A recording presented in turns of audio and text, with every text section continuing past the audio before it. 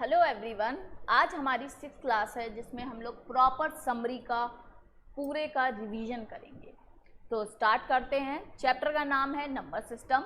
पूरा चैप्टर हमने पढ़ लिया है हेडिंग वाइज हेडिंग। 5 क्लासेस हुई हैं हमारी उसकी। अब हमारी लास्ट क्लास है जो वो है समरी की, जिसमें हमारा जितना अभी तक पढ़ाया है उस सबका रिविजन करते हैं। तो व्हाट इज नंबर सिस्टम? तो a system that comprises of numbers means वो सिस्टम जो पूरा मिलाकर नंबर्स से बना है वो होता है नंबर सिस्टम, जिसमें हमने नंबर्स क्या पढ़े थे? Natural numbers, whole number, real number, integers, rational, irrational सब पढ़े थे। चलिए, तो पहला लिखा है the numbers 1 2 3 to the infinity which are used for counting are called natural numbers. The collection of natural numbers is denoted by n. Therefore, n is 1 2 3 4 5 to where to infinity. Next, when 0 is included with the natural numbers, mean natural number तो होते हैं 1 2 3, लेकिन जब यही natural numbers में हम 0 को भी include कर देंगे तो ये क्या बन जाएगा? ये बन जाएंगे whole numbers. So then the new collection of the numbers are called the whole numbers and they are denoted by W. Therefore, W is equals to 0, 1, 2, 3, 4, 5 to the infinity. Next, the negative of natural numbers, comma 0 and the natural numbers together constitutes integer. Means negative natural numbers 0 भी और साथ ही साथ natural numbers भी सारे मिलाकर जो बात बोली जाती है उसे कहते हैं integers and the collection of integers is denoted by I. Therefore I is equals to minus 1 2 3 4 5। 0 भी मतलब पूरी नंबर लाइन जो होती है वो एक इंटीजर्स की होती है। Next, the numbers which can be represented in the form of p upon q where q is not equal to 0 and p and q are integers are called rational number. तो what are rational number? p upon q के form में हो जिसमें q की value कभी 0 नहीं होनी चाहिए और p और q integers हो, means they can be negative or they can be positive, it depends on the number. So there is no problem, the rational number is denoted by the symbol q. Therefore, p and q are co-prime, then the rational number is its in simplest form.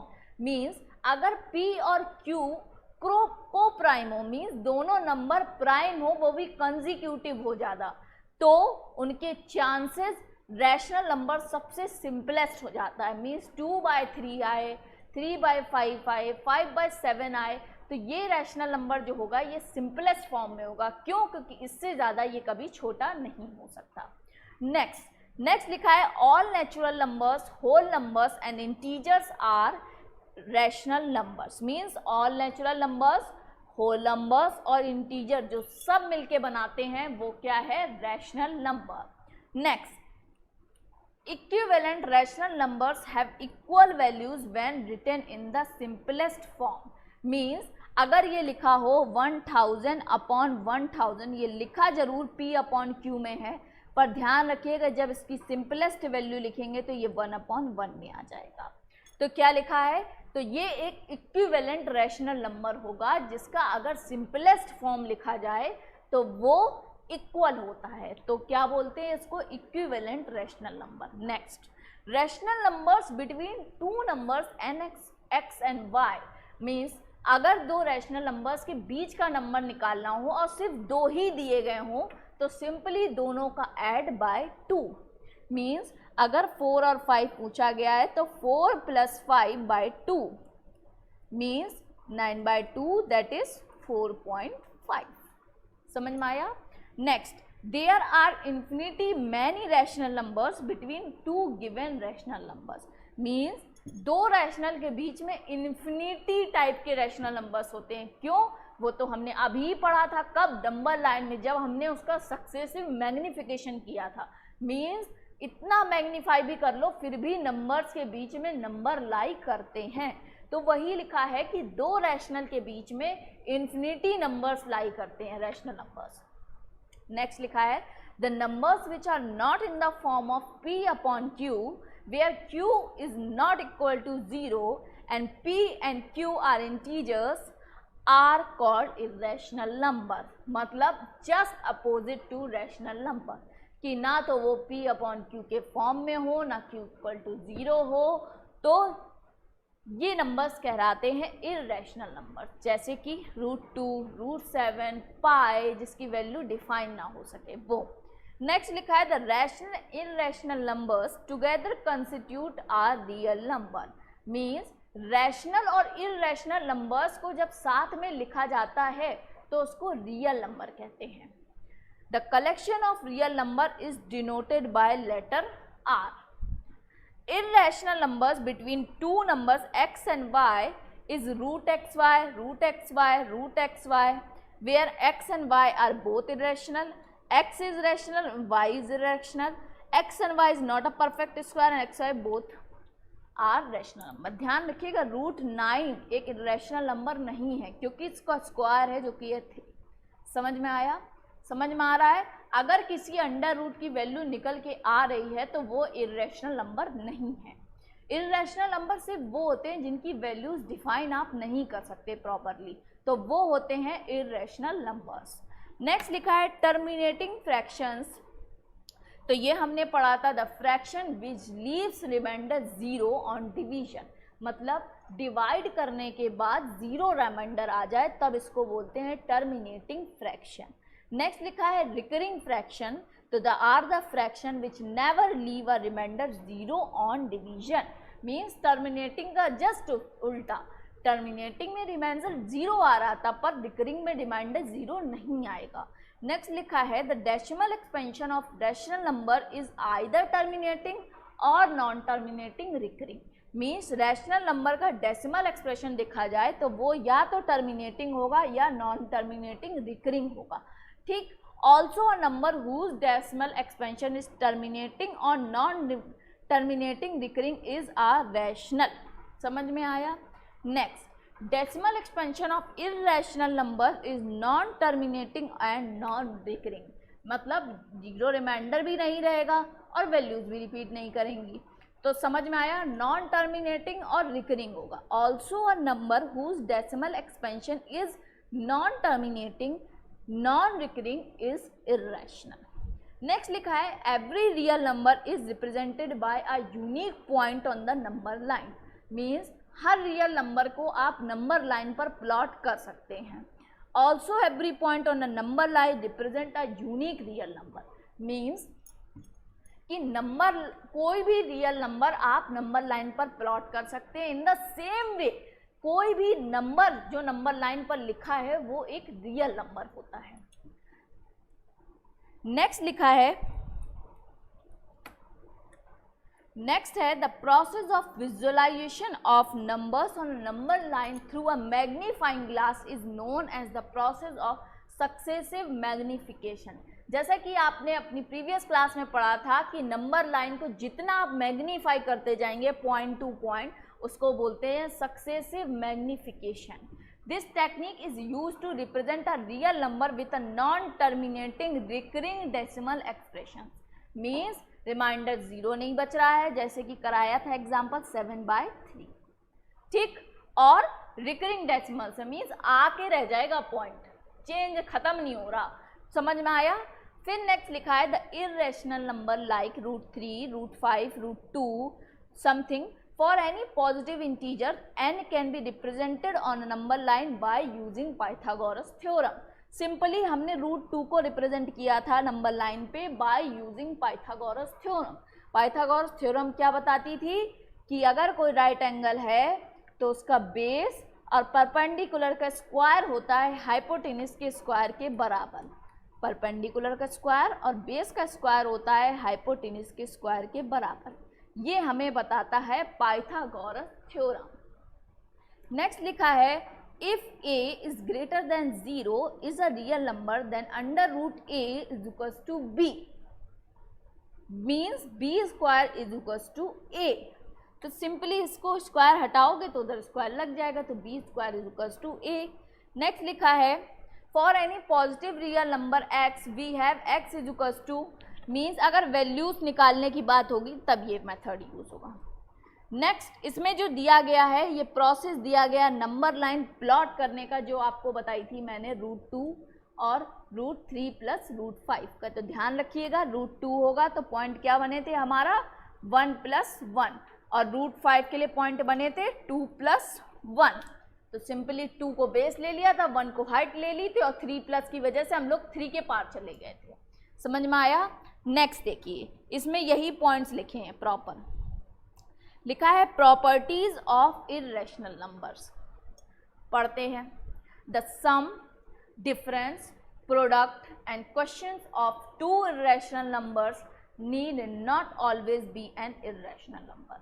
Means irrational number का sum, difference या product या divide हमेशा ही नहीं एक irrational number आएगा। जैसे कि √2 और √3 एक इर्रेशनल नंबर जिनका प्रोडक्ट आएगा √6, पर वही √2 और √2 का मल्टीप्लाई कर दे तो प्रोडक्ट आएगा 2। समझ में आया? तो हमें क्या पता चला कि जरूरी नहीं इर्रेशनल नंबर का सम, प्रोडक्ट, डिफरेंस या क्वेश्चन मीन्स डिवाइड एक इर्रेशनल नंबर ही आए। नेक्स्ट लिखा है the negative of N irrational number is a irrational number. Means अगर किसी इर्रेशनल नंबर का नेगेटिव होगा तो वो हमेशा ही एक इर्रेशनल नंबर होगा। Next, the sum of a rational and irrational number is irrational number. Means 3 + √5 एक इर्रेशनल नंबर होगा, जबकि 3 है रैशनल और √5 है इर्रेशनल। फिर भी दोनों का सम जो होगा वो इर्रेशनल नंबर होगा। तो समझ में आया कि sum of the rational and the irrational number is also an irrational number. Next, product and the question of a non zero rational and irrational number is always irrational. समझ में आया? Product and the question of a non zero rational and irrational number is always a irrational number. Last यहाँ पर दिया गया है let a greater than 0 be a real number and be a positive integer, then n √a is equals to b, then b की power n is equals to a। ये simply आपको ये दे रहा है कि अगर √a is equals to b लिखा है तो a is equals to b की पावर 1/2। ये लिखा है सिंपली, बस एक थ्योरेटिकल पार्ट में। नेक्स्ट लिखी हैं कुछ प्रॉपर्टीज जो हमने आपको कराई थी, याद हो अगर ऑपरेशंस ऑफ रियल नंबर में, कि √ab is equals to √a into √b। Next, under √ab को आप अलग करके भी लिख सकते हैं √a upon √b। Next, √a + √b, √a - √b का अगर मल्टीप्लाई करेंगे तो आएगा a - b। That is given कि a - b into a + b का फॉर्मूला होता है a² - b², और यहाँ पर रूट लिखा है इसलिए ये a - b आया है, वहाँ पर आपको क्लास में बताया गया है। Next, √a + √b, √c + √d is equals to, ये मैंने आपको वहाँ लिखकर बताया है। Next, a + √b, a - √b is equals to a² - b। याद रखिएगा, बहुत ज़रूरी प्रॉपर्टी है। नेक्स्ट, √a + √b का whole square is equals to a + b + 2√ab। In the same way आपको एक और बताया था √a - √b, जो कि था a + b - 2√ab। समझ में आया?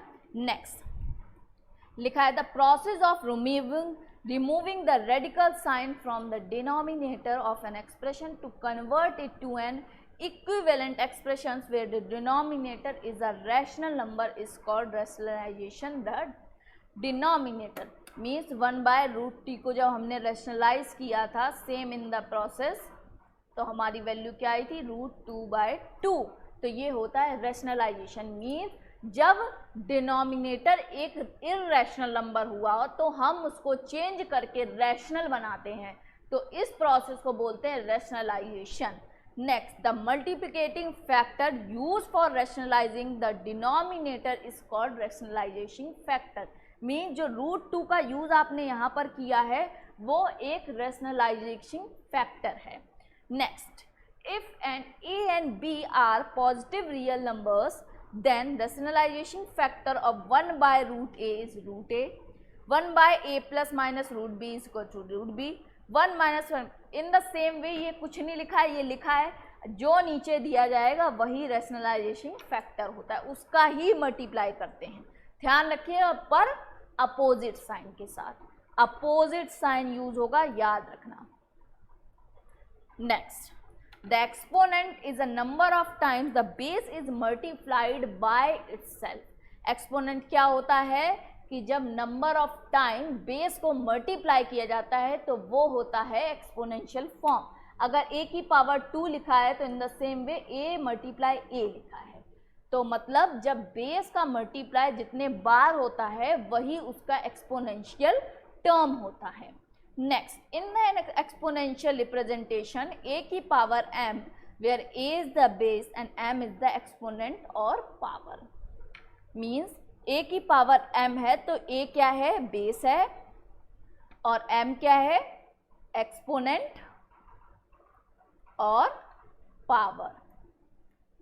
समझ में आया.